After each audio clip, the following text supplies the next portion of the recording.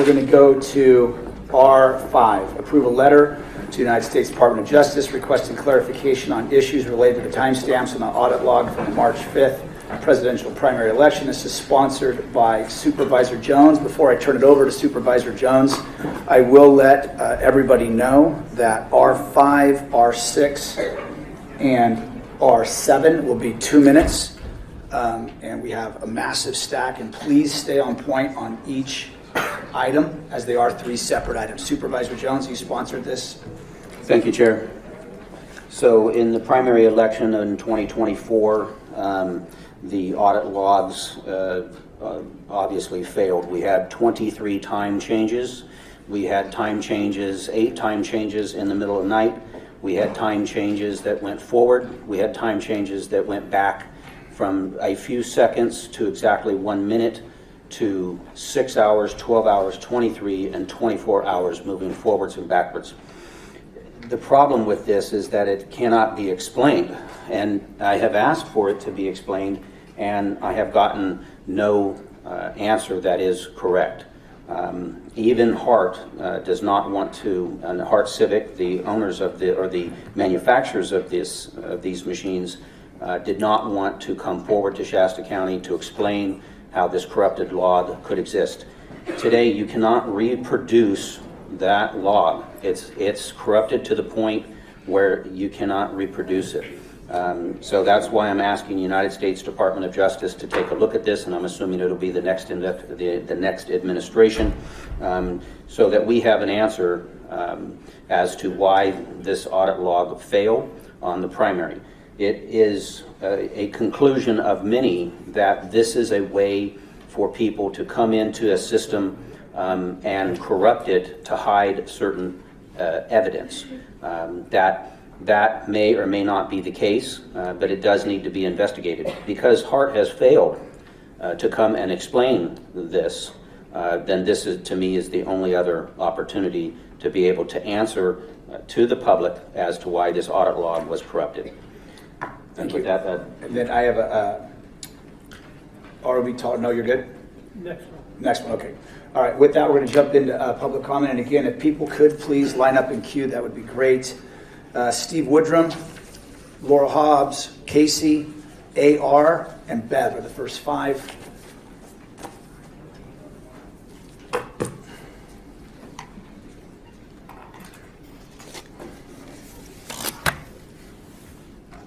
Good morning. This board majority has discovered even more problems with our elections. You replaced Kathy Allen with Tom Toller, a prosecutor skilled at putting away criminals. Mr. Toller says the election was fair, and you ignore him. Mr. Woodrum, if you could stick to R5. I'm on R5, the problems on the recent elections. Okay. You forced the elections office to jump through one hoop after another, and eventually the system suffered. You presented this as evidence of corruption. This isn't. Yes, it is. It may be from a different point of view than you would use, but it is on topic. So don't interrupt me again. You have to stay on. You have to stay on R4 or R5. That's I am. Okay. I'm talking about the elections and the problems. It's audit log.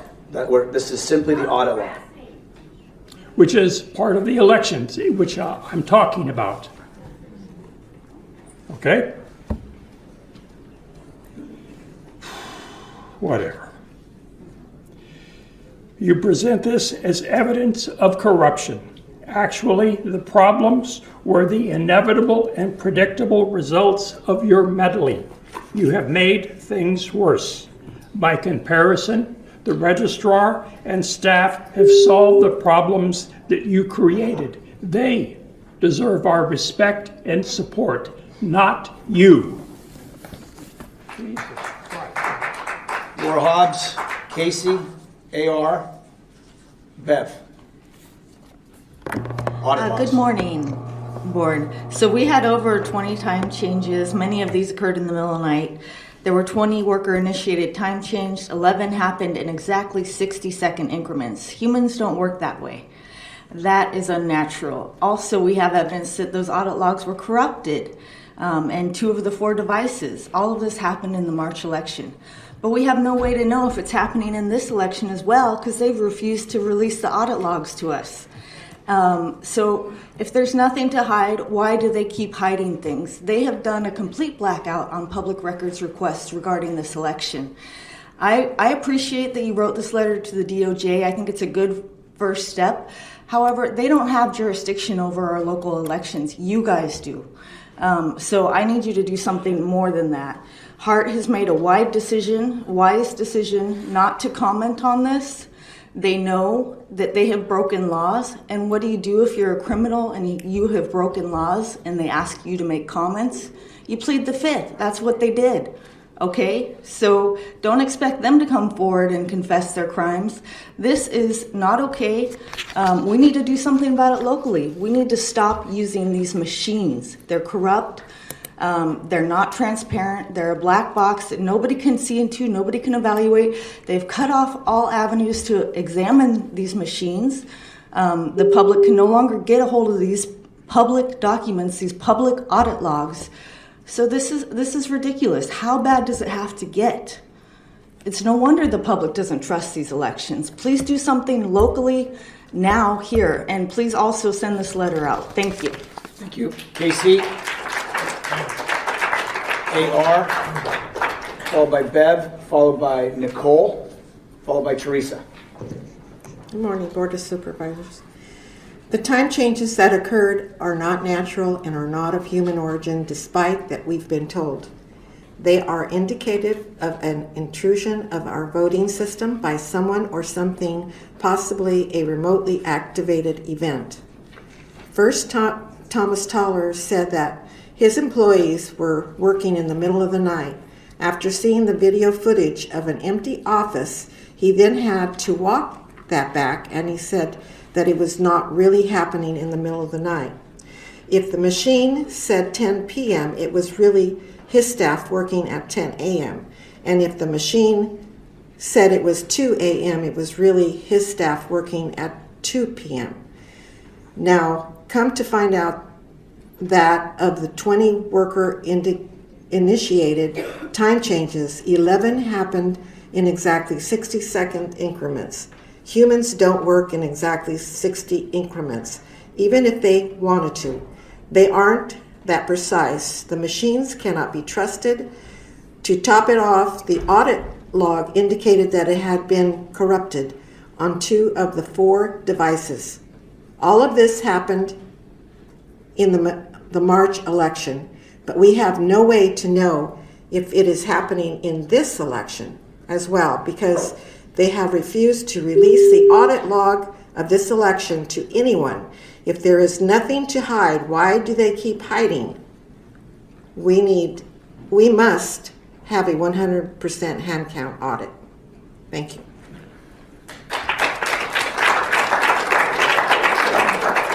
Bev, Nicole, please get in the queue, as well as Teresa and Krista M. I absolutely agree that the letter needs to go out. People don't always understand the importance of audit logs. I've worked with logs for 40 plus years. In my 40 years, I've had to change the session date on occasion for a terminal because we might run payroll checks and that needs a later date.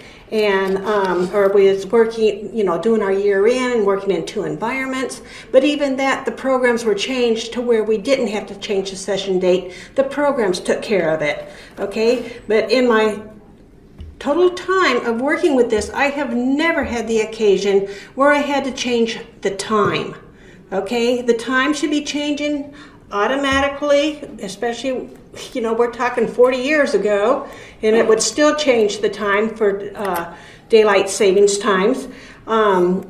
So, why were they being changed? So many major concerns. So my major concern is what process could possibly be going on that would require a time change in the audit logs. This presents a false picture of what happened, and given it is for the election, that should send chills up your spine. to not have a valid explanation of why.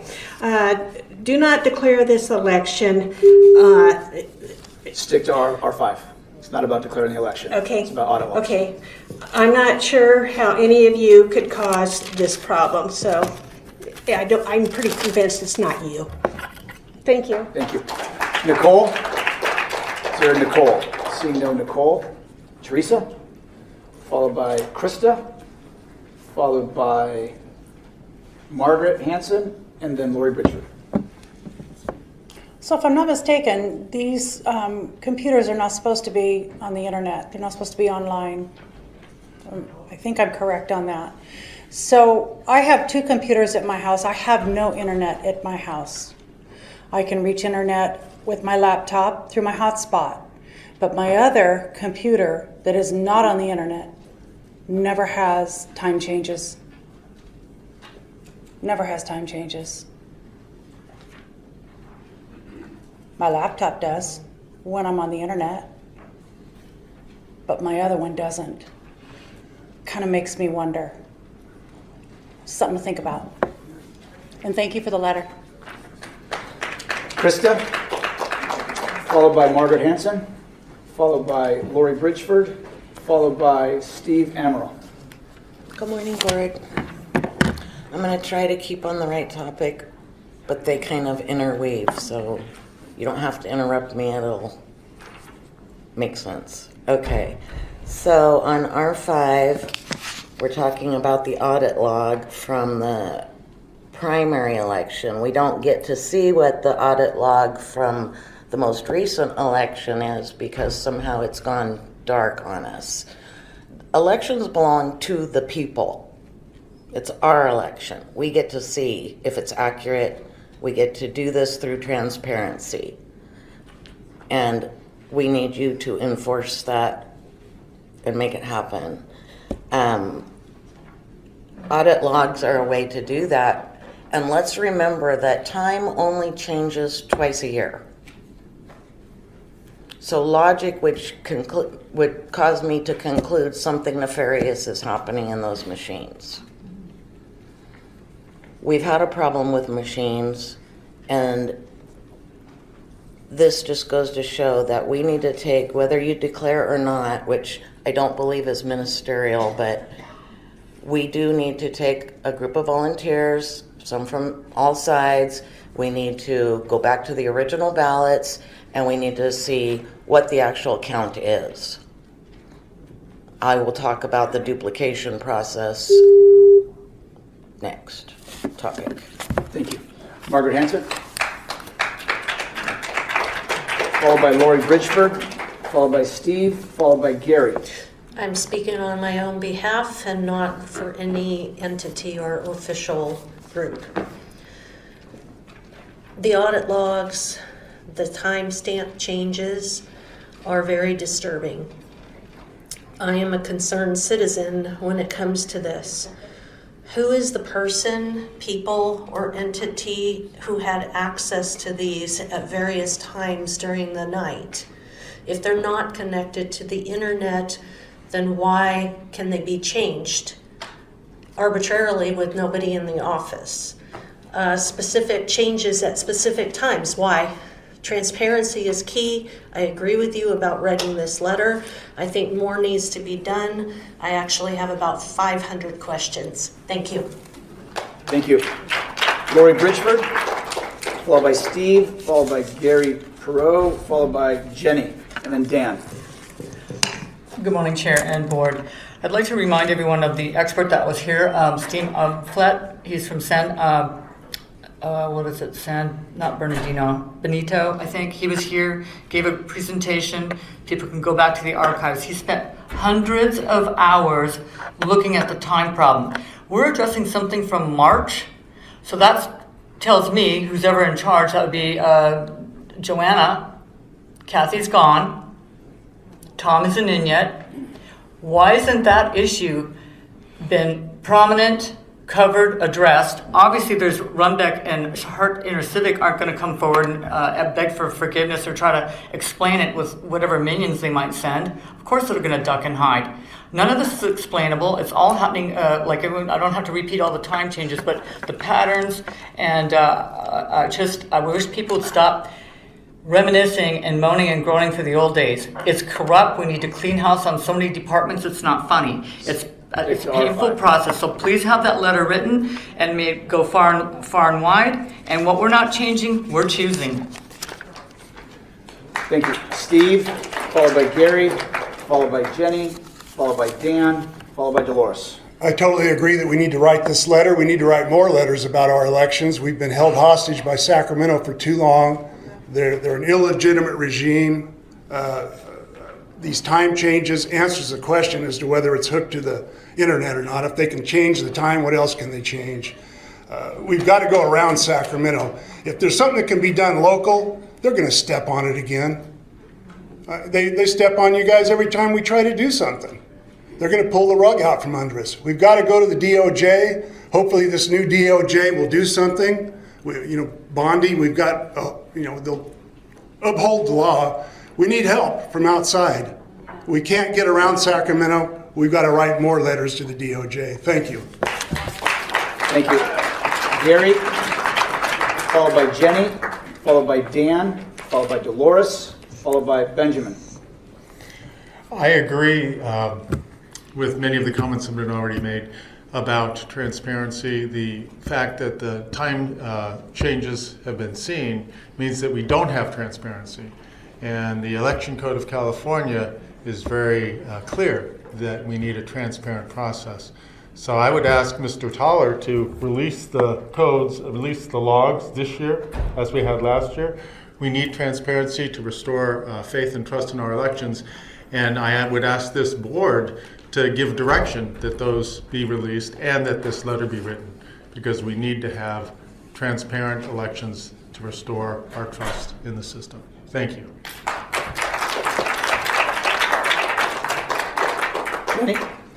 Jenny, followed by Dan, followed by Dolores, Benjamin, Lori Heston. First of all, I don't think that someone should be writing a letter or sponsoring a letter about mechanical things who I've watched hunt and peck on a computer. Obviously, you know very little about them, and writing about technical things isn't really your forte. Anybody who was old enough, I'm old enough, and I think everyone in the room is, to see a VCR. How many people have had trouble changing the time on their VCR? How many? How many of you just picked it up immediately and went, I immediately know how to change the time on a VCR? Nobody. They were interesting. And why do I bring this up? Because why do you think the time changed here and there? Because it was a brand new system, a brand new election for these systems. And people were trying to figure out how to change the time on it so they would be correct. So, oh my God, 60-second increments. Nobody in who? No one would ever do that. Oh my God. 60-second increments. Who else is hacking our system with 60-second increments? Maybe you guys should start thinking. You want to restore trust in the system? Stop speaking nonsense. Stop spewing nonsense. Every time something is disproven of yours, you find something else to complain about. And you can't say you don't. Dan, followed by Dolores, followed by Benjamin, followed by Lori Heston, followed by Jim Burnett, Ron Pember, then Terry Raposa. Thank you, supervisors, for your time. I appreciate it. I know we've heard a lot about computer stuff, and it's easy to fog over. We're staying focused on these time changes, and I know we're talking about 60 seconds and all the rest. It shows that there's a problem with the system, and it needs to be resolved. If you listened on the talk radio, they're saying, they're complaining about the old election. No, we got to get fixed the old election so we can trust this election that happened. If you want to establish trust in the system, as the previous speaker said, then we need to not have employees at the ROV being hostile to us and turning over their clipboards so we can't see what they're writing down. We need to have people not writing on ballots and not being watched. If you could stick to I know. audit logs. I appreciate it. It's just really hard to be quiet about such a bad system. We have 3 items.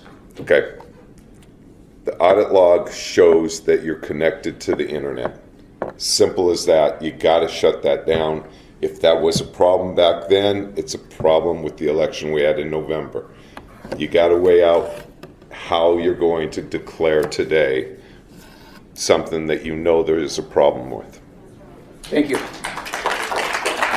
Dolores, followed by Benjamin, followed by Lori, followed by Jim, followed by Ron, followed by Terry. That's the last speaker, so that's the order. Just wanted to say, since before I start with this, even though I run for office, even though I lose, I'm still skinny. So that's for the last person who made a stupid comment against me.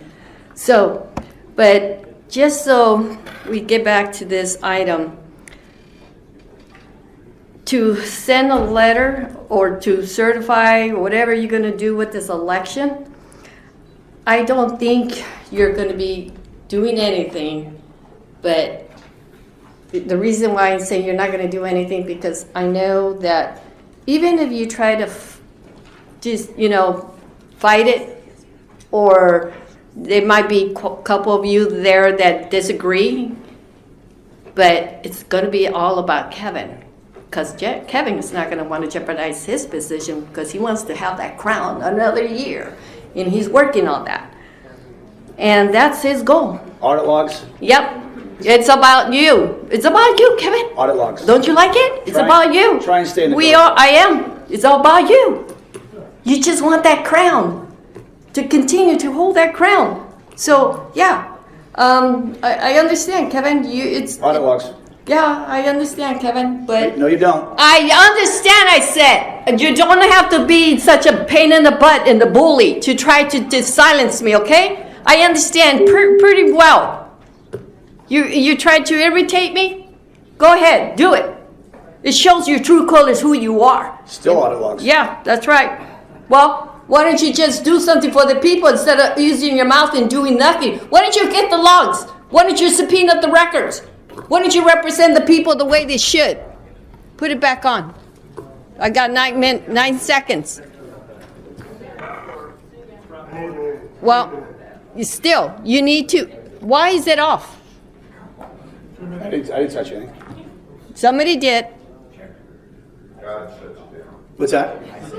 Oh, God doesn't punish anybody. Stop making fun of God. Cut your mic for not staying on top. I am on top. We're going to move to Benjamin Nowain. I still have 9 seconds. No.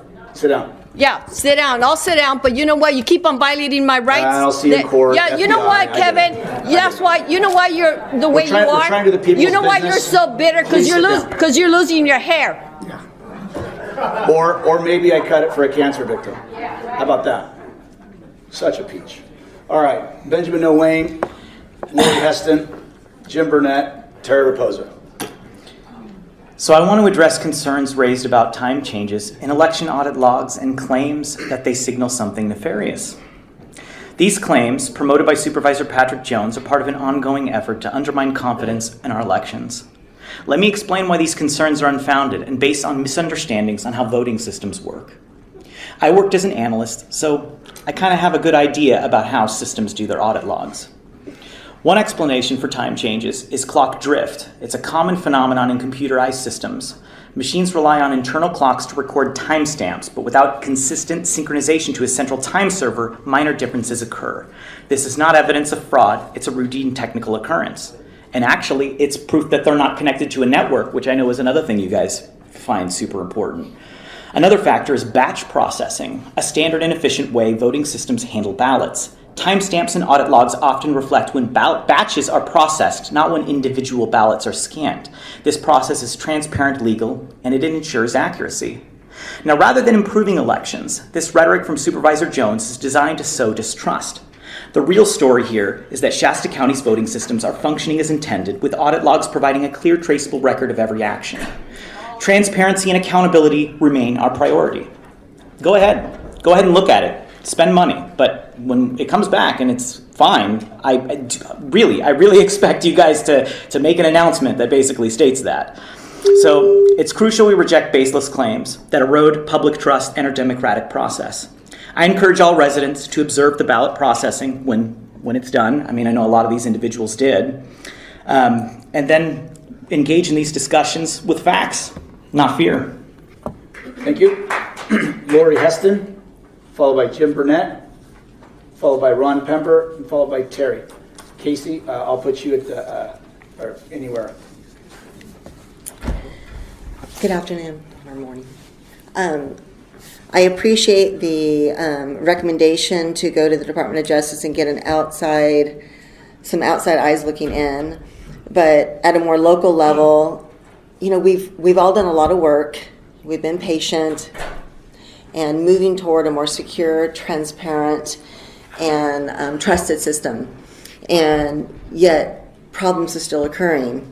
And what should relieve all people really focused on this is that before it was thought to be personality driven, that people were only concerned because their person didn't get voted in. But it really isn't that way right now. It doesn't appear that way at all. There's inconsistencies in a system that should be super efficient and super consistent. And that's what we were told. Yet it's not. And that it took outside observers to identify this is a little alarming that the ROV and staff didn't observe it. And at the point that those issues and concerns were brought to their attention, that there wasn't kind of an immediate stop and in coming to the board or the public and saying, hey, something's not right. We want you to know we're aware of it, and we're doing everything in our power to get to the bottom of it. But that doesn't appear to be the case. So we've now gone from one ROV to another ROV that isn't being transparent and working very well with the people. There should be every effort to make sure this system's correct. If what the last speaker said is true, Hart could have come out and simply said that. It's a factual response that could mitigate the concerns, but they didn't. There's something here. And if we pass on this, we're passing on the future security of our elections. While we're still in the thick of it, I know it's exhausting, let's get a system that is wholly trusted and transparent. Thank you. Casey? And Casey was called third. She was not here, so Jim and Ron and Terry let you cut the line. So Thank you. for those scoring at home. Go ahead. Thank you. Instead of theories about the auto log and the huge problem that this holds for the public, why hasn't an investigation being done? We can theorize all the reasons why there was 20 time changes on there and there was many other problems, but why hasn't an investigation been done? And then the ROV changed their story about who made the time change. How can they just be allowed to just make up stories and not have an investigation? Do we just trust them with blind eyes? I mean, really, is it just them in a closed box and we just trust everything they do? Tom Toller, when he interviewed, he said that trust flows through transparency. He said to expect accountability. True transparency has not been existent at the ROV, even with Tom Toller in charge, unfortunately. My public documentation is not being given to the public, which is illegal. Thank you. Jim Burnett, followed by Ron Pember, followed by Terry Raposa. And that's my last speaker card. Good morning. I urge the board to go ahead and vote to send this letter to the DOJ. It's a huge red flag whenever any computer system has an unauthorized breach. It hasn't been explained, so I consider it still unauthorized. It proves vulnerability, and there hasn't been an adequate explanation for it. And so I would surmise that it probably should be a law enforcement issue too, because this involves an election and involves people's votes. And anything that monkeys around with that has to be either explained adequately and so that we can dispel any doubts about it, or like I think 20 time changes, that's a large hill to overcome. I don't think this was done with good intentions, and right now we still don't know why it was done. There's no good reason for it happening that many times and at that some of those intervals too.